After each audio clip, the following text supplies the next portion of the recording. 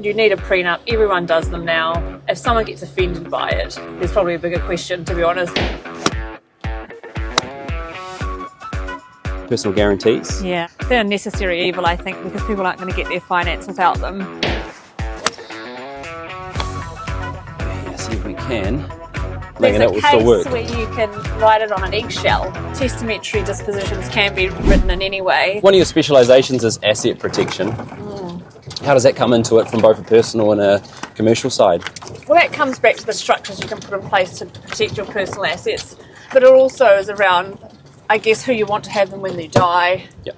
Having documents in place if you can't make decisions. But protection of assets is really hiding them. Yes. Hiding them in a structure so no one else can get them. For example, if you've got a trust, let's say, and you're in business, you're borrowing money, but all your assets are owned in the trust, you are going to ask for a guarantee from all of the trustees. Mm-hmm. So then those assets are linked into that credit line and up for grabs if you don't pay, pretty much. It's when you've got third-party creditor kind of claims that you didn't know were coming, like being sued. Yes. Or a breach of the Health and Safety Act, and you're out for a massive award because one of your employees cut their finger off and you shouldn't have let them do that.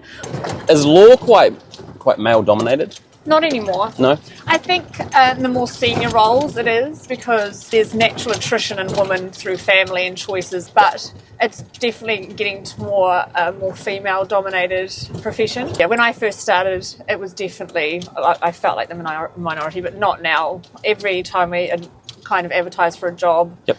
It's mostly female applicants. Oh, wow. Well, your swing speed's so fast. Yeah, I know. Oh.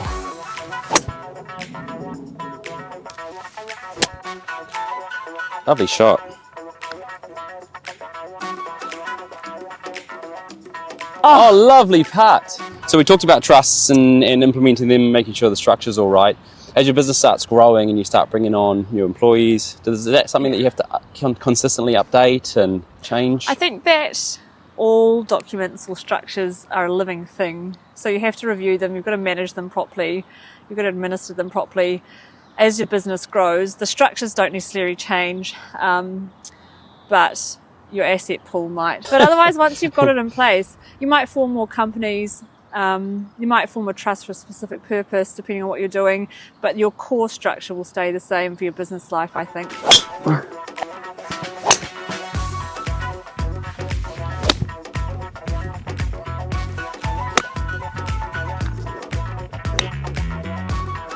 Oh, not enough. Oh, do trust protect you from IRD? From tax? If you have a personal tax liability or a company tax liability and your assets in a trust, they can't touch them to meet that tax liability. Okay. But if your trust is having its own tax problem, then obviously it's got to meet its tax obligations. To protect yourself costs money, and it's not cheap. If you were going to form a trust and transfer your family home, and maybe you've got bank lending and need to transfer that too, you need to do wills. It's like a package. You need to set aside at least $5,000. And then if you need a prenup, the starting price really is anywhere between $2,000 or $3,000 just to get it drafted. If you're starting a business and you need terms of trade and kind of shareholder agreements and things like that, that's all just an hourly rate, and it can go up and up and up, because it doesn't matter if the business is worth $1,000 or $1 million. It's the same document, and that's the issue really. Usually first home buyers we're very nice to, and business startups. But once you're really successful, we're not so nice. Say no to work. Oh my gosh. Oh. Oh, that'll do. Gotta hit it hard. Too hard this time. So when it comes to like wills, I've heard that you can like literally write it on like a piece of paper in a restaurant or something, and it will still work. There's a case where you can write it on an eggshell. Oh. That person was a little bit mentally unwell, but they did write it on an eggshell. Wrote it on an eggshell, and it was still held up in a court of law. Well, yes and no. Testamentary dispositions can be written in any way, but whether they qualify as a will under the law is different. But if they don't, there is a provision where you can ask the court to approve it as a will if it doesn't. It's not in the correct form, pretty much. Okay. But it just costs so much money So don't do them online. No, please. I'll just give you a discount. So they're done properly. They do like $400 wheels online. You can just sign it all up and get that bill going. But it's great for us because then they're not done properly, and then we have to apply to the court to get them approved as wills, and we can charge more fees. So do it. So don't do it online. They actually are not legally they're binding. fine, but if you don't witness it properly or you've missed something out, then you have to get the court's approval for them to be a valid will. Come on.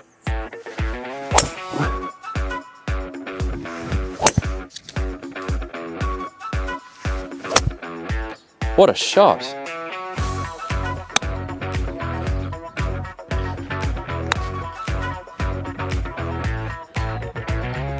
But it's hard.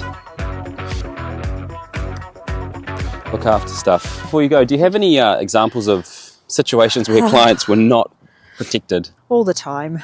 I think our biggest one at the moment is heaps of separations. Yep. Recessions create them. And people not having contracting out agreements.